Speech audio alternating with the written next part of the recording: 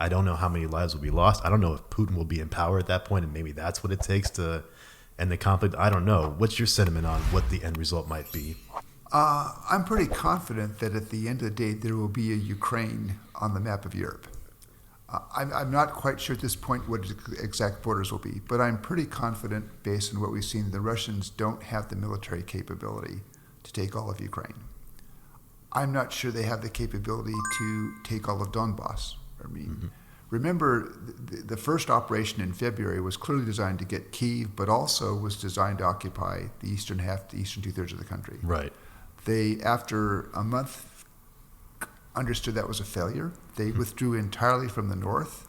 They began to take up defensive positions around Kherson in the southwest, and they said, we're going to concentrate on Donbass. That was what they were saying at the end of March. They've now been fighting for Donbass for 3 months. It looks like they've captured all of Luhansk, or they're close to capturing all of Luhansk Oblast after 3 months.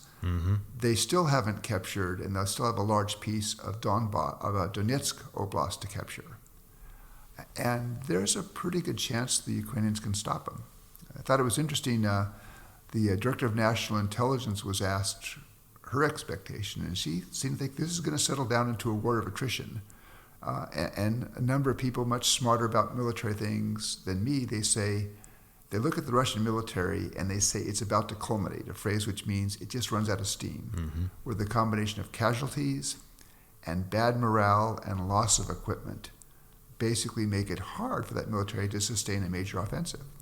And the Russians have lost a lot of equipment. I mean, the Ukrainians are now seeing in southern Ukraine T-62 tanks from Russia. These were built in the 1960s. That's how deep the Russians are digging into their reserves now. So if the Russian offensive culminates, the question then is, will the Ukrainians have the wherewithal to mount, and they've mounted some counterattacks. Could they do that, then switch over to a major counteroffensive to push the Russians out? I'm not sure the Ukrainians can do that. So you get this war of attrition that could go on for months or even longer.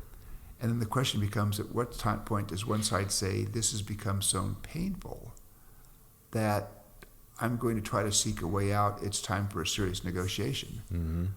But what we've seen in the last 4 months suggests to me that the Ukrainians are prepared to accept a lot of pain.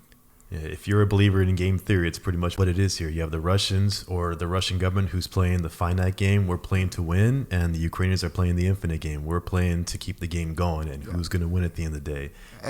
Yeah, and that's, I mean, again, for the Ukrainians, if the Ukrainians lose, it's game over, it's existential.